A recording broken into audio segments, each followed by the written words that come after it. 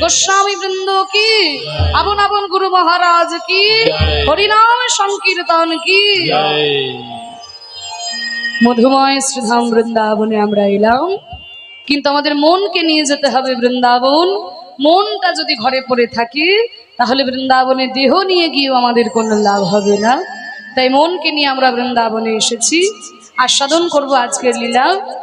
রাই রাখাল, ভগবান শ্রীকৃষ্ণ রাখাল সেজে প্রত্যেক দিন গোচারণে যায়, আমরা দেখতে পাই। কিন্তু আজকে আমরা দেখবো মাগো, আজকে রাধারানী কেমন ভাবে রাখাল সেজে গোচারণে যাচ্ছে, রাধারানী কেমন ভাবে রাখাল সেজে গোচারণে গেলেন, সেই লীলা আমরা দর্শন করব। খুব আনন্দ মুখরিত এই লীলা, রাই রাখাল লীলা আমরা আস্বাদন করি। মধুময় শ্রীধাম বৃন্দাবন, বৃন্দাবন সখী ভুব বিতনতি কীর্তিম, यद देवकी सुत पदाम्बुजलविध लक्ष्मी, गोविंद वीरुमन मत्त मयूर नृत्यं, प्रेक्षाति शान्य परतान्य समस्त सत्यम। মধুময় শ্রীধাম বৃন্দাবন বলছে, বৃন্দাবন শ্রীমদ্ ভাগবতে এই শ্লোকটি বলছে।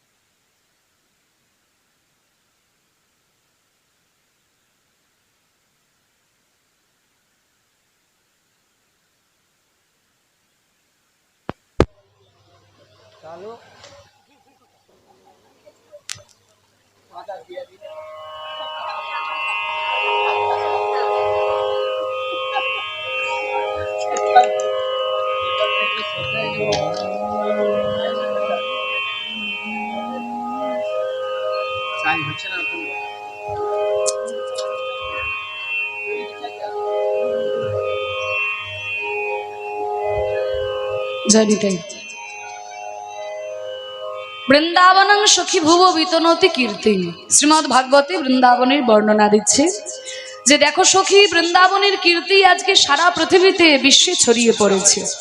বৃন্দাবন সখী ভুব বিতনতি কীর্তি, সারা ভুবনে বৃন্দাবনের কীর্তি ছড়িয়েছে। কেন কীর্তি কখন ছড়ায়? কীর্তি ছড়ানো মানে নাম ফাটে। ও মায়েরা, কখন কারোর নাম ফাটে জানেন? যখন কারোর কপালে লক্ষ্মী লাভ হয়। কপালে যদি কারোর লক্ষ্মী লাভ হয় তখনই তার নাম ফাটে। তা বৃন্দাবনের নামগন্ধই কেউ জানতো না। এই যে লক্ষ্মী লাভ হওয়া, বুঝতে পারছেন না তো? একটু সহজ করে বলে দিই, বুঝতে পারবেন।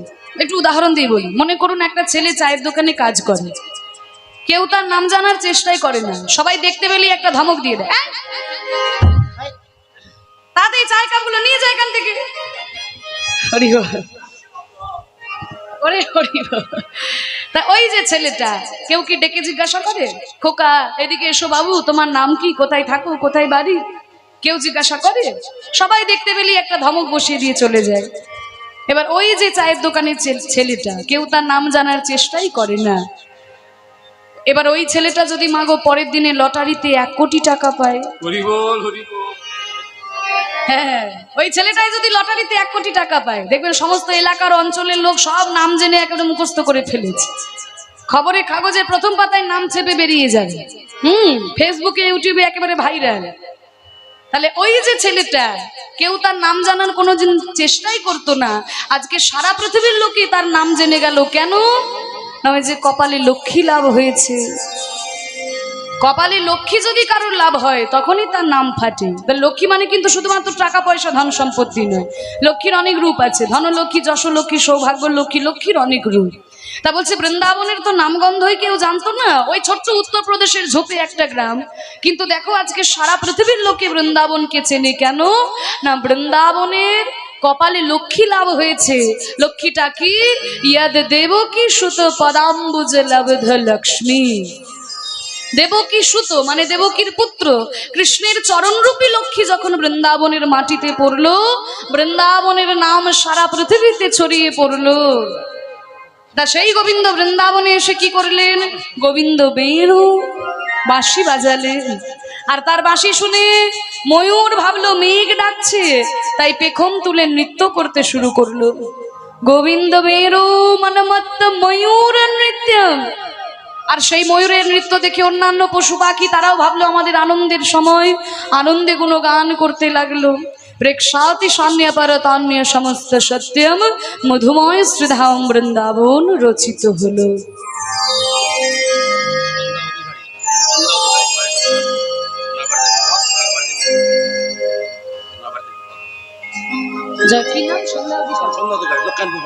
লক্ষ্মীনারায়ণপুর বাড়ি। আচ্ছা, জয়নিতাই এই কীর্তন শুনতে এসেছেন সন্ধ্যা অধিকারী মহাশয়া, ওনার লক্ষ্মীনারায়ণপুর বাড়ি। বাড়িতে বিশেষ ঘটনা ঘটেছে, তাই আপনি দয়া করে গৃহে যান, আপনাদের ওখানে হ্যাঁ খোঁজ করছে। বিশেষ আপনার ঘটনা, চিন্তার কিছু নেই, গিয়ে সেখানে যান, সেখানে উপস্থিত থাকা আপনার প্রয়োজন। নিতাই গৌর হরিবোল হরিবোল। সন্ধ্যা অধিকারী মহাশয়া, আপনি দয়া করে আপনার গৃহে যান। লক্ষ্মীনারায়ণপুর নিবাসী সন্ধ্যা অধিকারী মহাশয়া, আপনার গৃহে বিশেষ ঘটনা ঘটেছে, আপনি সেখানে গিয়ে উপস্থিত থাকুন। জয় নিতাই। আজকে মধুময় শ্রীধাম বৃন্দাবনে শ্রীমতী রাধারানী আমার নিজ গৃহে বসে, অট্টালিকার পরে বসে সকাল বেলায় দেখলেন প্রাণবধূ গোচারণে গমন করলেন। আমি দূর হতে দেখলাম আমার প্রাণবধূর সেই গোষ্ঠী গমন, কিন্তু আমি তো কুলের কুলবধূ, আমি তো এই বাদিনীর ঘর হয়ে বাইরে হতে আমার প্রাণবধূর রূপ দর্শন করতে পারলাম না। ওই গোচারণে গিয়ে প্রাণ গোবিন্দ বংশীর ধ্বনি করেছে। সেই বংশীর ধ্বনি আমার হৃদয়ে আমার যেন বাণ হানছে। এখন আমি চোখে দেখতে পাচ্ছি, ওই তো আমার প্রাণবধূ গোচারণে গেল, ওই সকালবেলায় গোচারণে গেল। আমি দেখলাম, দূর থেকে দেখলাম, কিন্তু আমার প্রাণবধূর সঙ্গে সাক্ষাৎ আমার হলো না। যায় কেমন ভাবে গেল আমার প্রাণবধূ, ও সে যায় পদ রহিয়া রহিয়া, ও সে যায় পদ রহিয়া রহিয়া, ও সে যায় পদ রহিয়া রহিয়া, পদ রহিয়া, পদ রহিয়া, পদ রহিয়া, পদ রহিয়া, পদ রহিয়া, পদ রহিয়া, ও সে যায় পদ রহিয়া রহিয়া, ও সে যায় পদ রহিয়া রহিয়া, ও সে যায় পদ রহিয়া রহিয়া। সখী সখী রে, আমি যদি চন্দন হতাম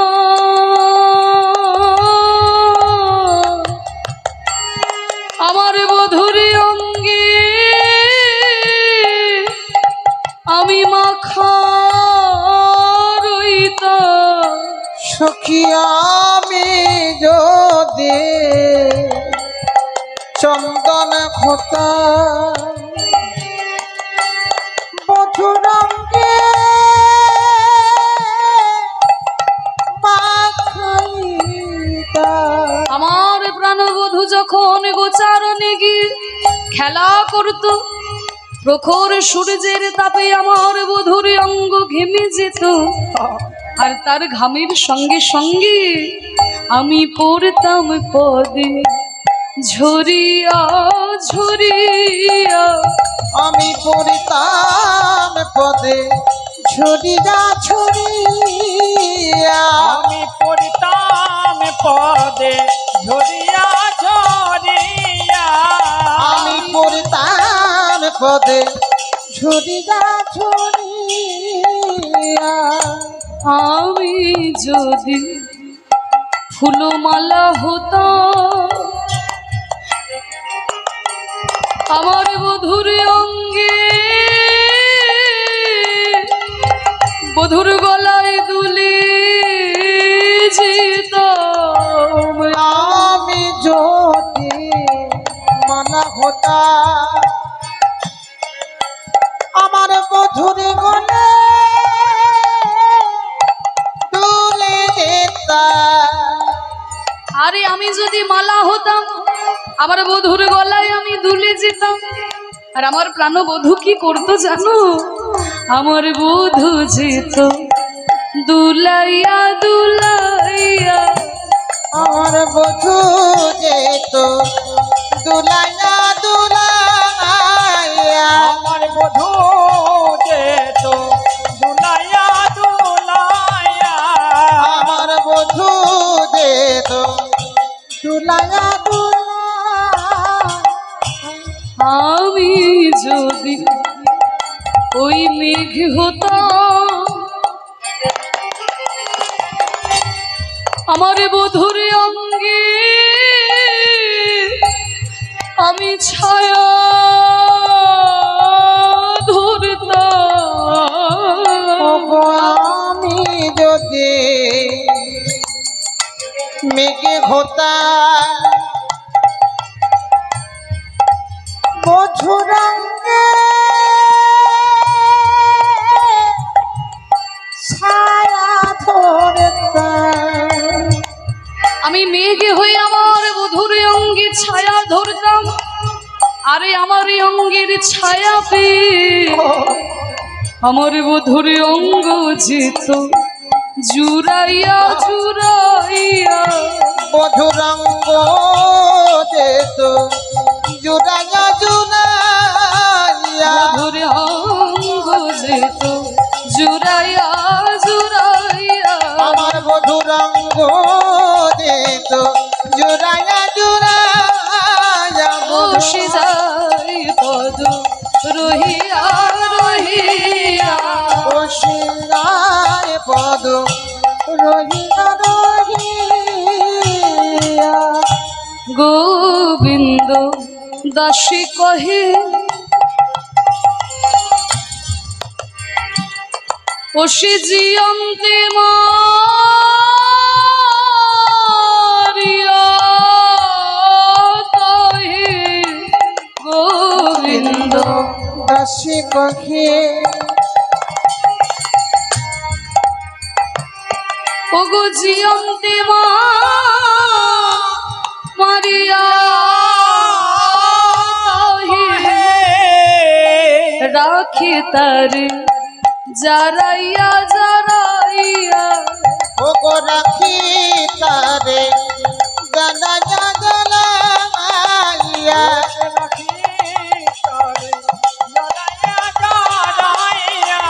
ওগো রাখি তারে জানাইয়া জানাইয়া আমি এখনো আমার চোখে ভাসছে ওই প্রাণবধূর গোষ্ঠী গমন আমার প্রাণবধূ সখাগণ সঙ্গে নিয়ে গোচারণে গেল কিন্তু আমি তার গোষ্ঠী গমন দর্শন করতে পারলাম না তাই রাধারানী আমার নিরজনে বসে অট্টালিকার পরে ক্রন্দন করছেন অট্টালিকার উপরে বসে রাধারানী নয়ন জলে ভেসে ভেসে ক্রন্দন করছে আরে কিবা কিবা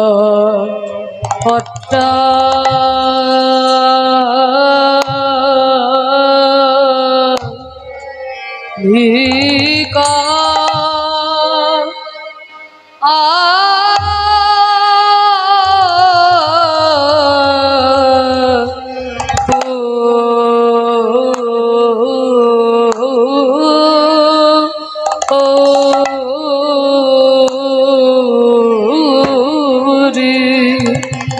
অট্টালিকা পরে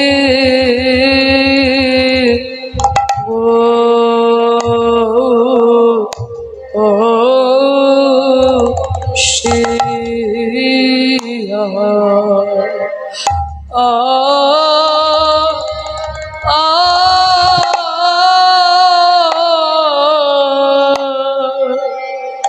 কিশোরে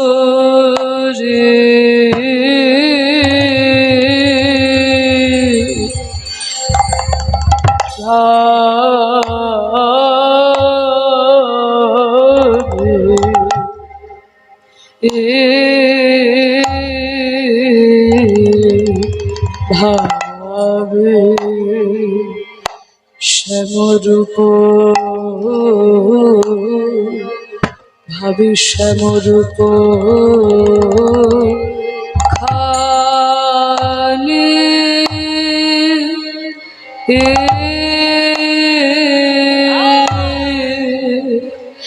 একই শোভারে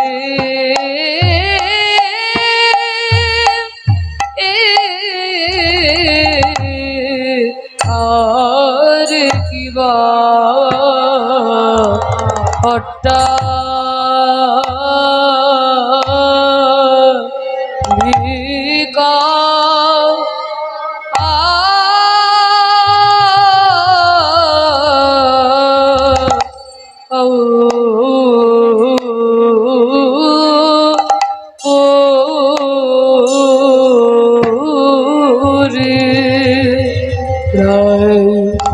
নয়ন ধারায় ভেসে যায় গো নয়ন ধারায় ভেসে যায় গো ওই মধুর রূপ স্মরণ করে নয়ন ধারায় ভেসে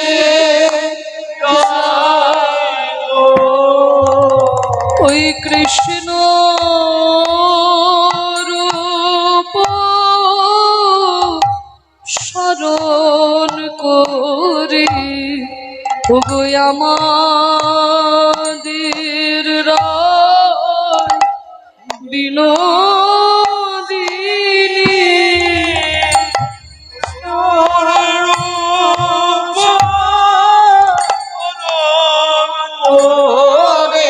তাল দুটো কি 14 মাত্রায় 3-4 ছন্দ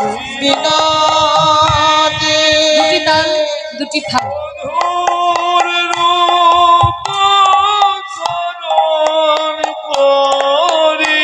স্বাধীন ধারায় ভেসে গেল শ্যাম রূপ স্মরণ করে আঘা নয়ন ধারা ভেসে গেল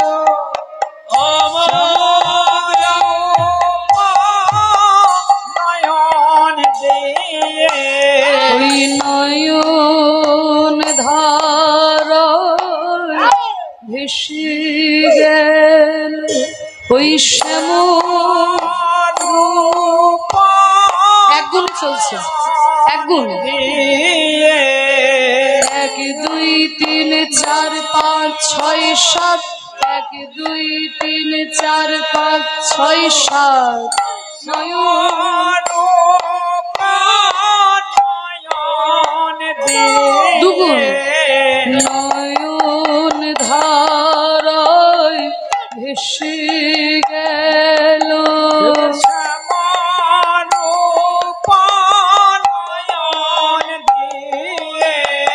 নয়ন ধারায় ভেসে গেল আমাদের রায় নয়ন ধারা 3 গুণ চলছে 3 গুণ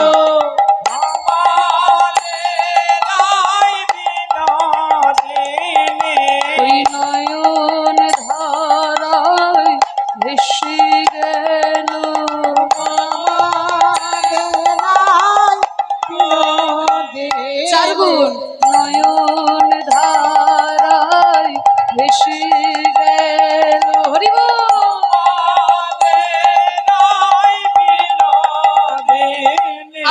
এমন নয়ন ধারায় ভেসে গেল আমাদের বিনোদিনী ওই নয়ন ধারায় ভেসে গেল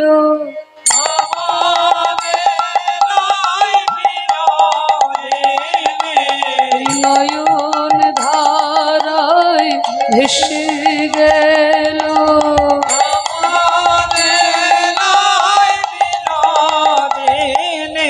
ওই শ্যামরূপ স্মরণ করে নয়ন ধারায় ভেসে যায় গো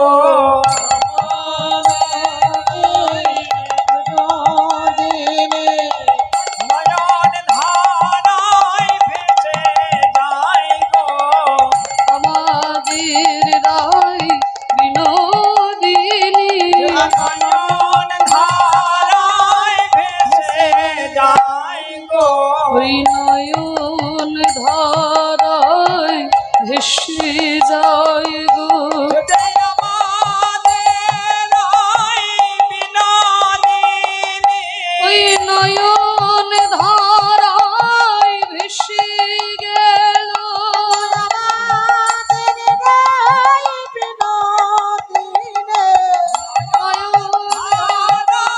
ভেসে গেল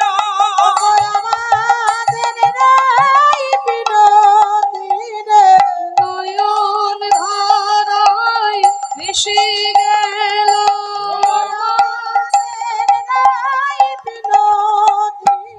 ওই শ্যামরূপ স্মরণ করে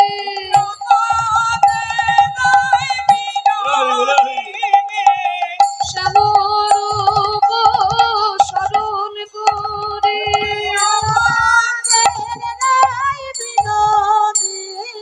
ওই শ্যামরূপ স্মরণ করে হরি বল।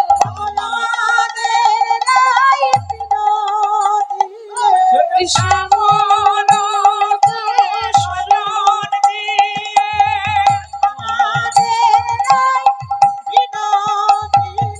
ওই নয়ন ধারায় ভেসে গেল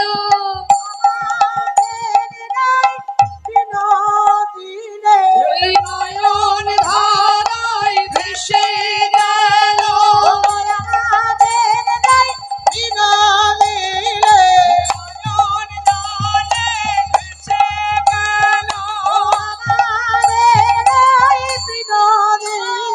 ওই নয়ন ধারায় ভেসে গেল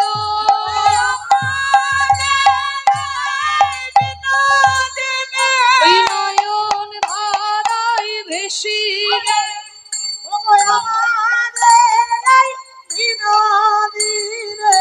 নয়ন জলে ভেসে গেল ওই নয়ন ধারায় ভেসে গেল নয়ন জলে ভেসে গেল ওই নয়ন ধারায় ভেসে গেল নয়ন জলে ভেসে গেল নয়ন ধারায় ভেসে গেল আমাদের রায় বিনোদিনী নয়ন ধারায় ভেসে গেল হরি নয়ন জলে ভেসে গেল নয়ন জলে ভেসে গেল আমাদের রায় বিনোদিনী ধারায় ভেসে গেল অট্টালিকা পিতাই গৌর হরি বল। বড় দুঠুকি তাল যিনি কৃপা করে শিখিয়েছেন, যার কথা না বললেই নয়, সেই কীর্তন সম্রাট সুমন ভট্টাচার্য মহাশয়। আমার প্রথম কীর্তন শিক্ষা, এই যে আমার বাবা কিবোর্ড বাজাচ্ছেন, কীর্তনিয়া গদাধর দাস। সে ছোট্টবেলায় সেই 5 বছর বয়স থেকে কীর্তন পরিবেশন করছি। পরবর্তীকালে সুমন ভট্টাচার্য মহাশয় তিনি কৃপা করেছেন এবং কীর্তনের মূল ঘরানার গান তিনি কৃপা করে শিখিয়েছেন। আর যার জন্য গাইতে পারছি আপনারা তো সবাই চেনেন, আমার গুরুজির জামাইবাবু এই শম্ভুনাথ চক্রবর্তী মহাশয়, তিনি এত সুন্দর করে সঙ্গত করছেন তাই গাইতে পারছি। নিতাই গৌর প্রেমানন্দে হরি বল। হরি বল হরি বল।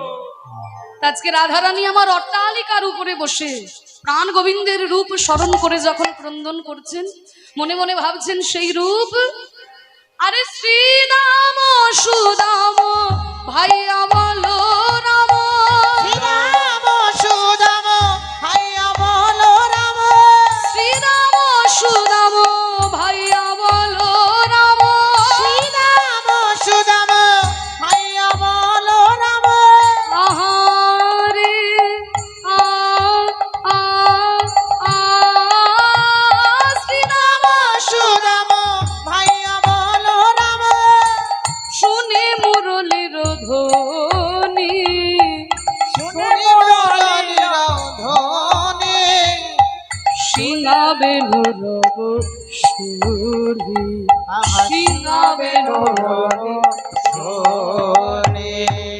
ওই গোচারণে সিংহাবেনুর রব শুনে রাধারানীর মনে আর বেদনা ধরে না। ধুলাই লুটিয়ে পড়ে রাধারানী আমার যখন ক্রন্দন করছেন, তখন এমন সময় হয়েছে কি জানো মা, ললিতা বিশাখা সবাই এসেছে রাধারানীর সামনে। হেন কালে তথা আইল ললিতা বিশাখা রে লয়ে সঙ্গে, ওগো ঘেন কালে কথা আইল ললিতা বিশাখা সঙ্গে, হেন কালে তথা আইল ললিতা বিশাখা রে লয়ে সঙ্গে, ওগো ঘেন কালে কথা আইল ললিতা বিশাখা রে সঙ্গে লয়ে, দেখে শ্বাস নাহি বহে প্রাণ নাহি রহে, শাসি নাহি পরে পার লাগি পরে,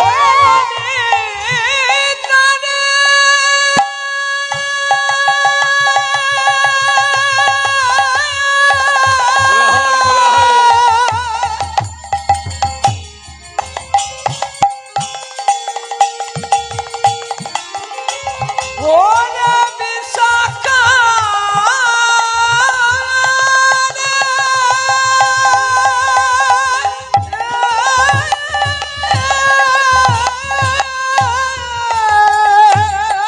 শ্বাস নাহি বহে প্রাণ নাহি রহে, শাসি নাহি তোরে প্রাণ লাগি লাগে, ধুলি ধূসর অঙ্গে, মুনির সরঙ্গে, ওই ধুলায় পরে কাঁদছি ধনী, ধুলাই পড়ে কাঁদছে ধনে, ওই ধুলায় পরে কাঁদছি ধনী, ধুলাই পড়ে কাঁদছে ধনে, কৃষ্ণ বদন মনে করে দেখে ধুলায় পরে কাঁদছে ধনী, কৃষ্ণবাদ মনে করে ধুলাই পড়ে কাঁদছে ধনে, রাধারানীর এমন দশা দেখি ললিতা বলে, ওগো রাধে তুই হলি রাজনন্দিনী রাজার ঝি, আরে আমরা সকলে তোর দাসী, বিশ্বভানু রাজার রাজনন্দিনী তুই, আর তোর কি এমন দশা, ওই পালঙ্ক ছেড়ে দিয়ে তুই এখানে ধুলাই লুটিয়ে গড়াগড়ি দিয়ে ক্রন্দন করছিস রাধে? বল বল বল বল সখী, আমাদের কাছে খুলে বল কি হয়েছে তোর? এইভাবে ধুলাই লুটিয়ে তুই যদি ক্রন্দন করিস আমরা কি সহ্য করতে পারবো? সেই ছোট্টবেলা থেকে আমরা তোর সঙ্গে সঙ্গে আছি, তোর দুঃখে তোর সুখে সব সময় আমরা তোর সঙ্গে থেকেছি রাধে, এইভাবে তুই ক্রন্দন করছিস, আমাদের প্রাণে কি আর ধৈর্য ধরে? বল সখী কি হয়েছে রাধে, কি হয়েছে তোর আমাদের কাছে বল। তাই রাধারানীকে ললিতা বিশাখা এসে কোলে তুলে নিলেন, ধুলা ঝেড়ে যখন রাধারানীর সামনে রাধারানীকে জিজ্ঞাসা করছেন, রাধারানী বলছে, ওরে ললিতাই, ওরে বিশাখা, আমার প্রাণবধূ সখাগণ সঙ্গে নিয়ে গোষ্ঠী গমন করল। আমি দূর হতে ওই বংশীর ধ্বনি, সিঙার ধ্বনি শুনতে পেলাম, কিন্তু ওই প্রাণবধূর রূপে আমার দর্শন করা হলো না। দর্শন করা হলো না। ওই বিধাতা যে বড়ই অরসিক, আমার প্রাণবধূকে গোঠের রাখাল করেছে, আরে আমাকে করেছে এই কুলের কুলবধূ। আমি যদি এই কুলের কুলবধূ না হয়ে ওই ধেনু বৎস হতে পারতাম, তাহলে আমার প্রাণবধূর সঙ্গে সঙ্গে আমি থাকতে পারতাম। কি বলছিস না রে, তুই ওই ধেনু বৎস হতে চাস, ওই পশু হতে চাস তুই? বলে না রে ললিতা, ওরা পশু কেন হবে? ওরা পশু হয়েও আমার গোবিন্দের সঙ্গ পেয়েছে, ওরা পশু হয়েও আমার গোবিন্দ সঙ্গ পেল। আরে আমি এমন সাধীর মানবে জন্মে পেয়ে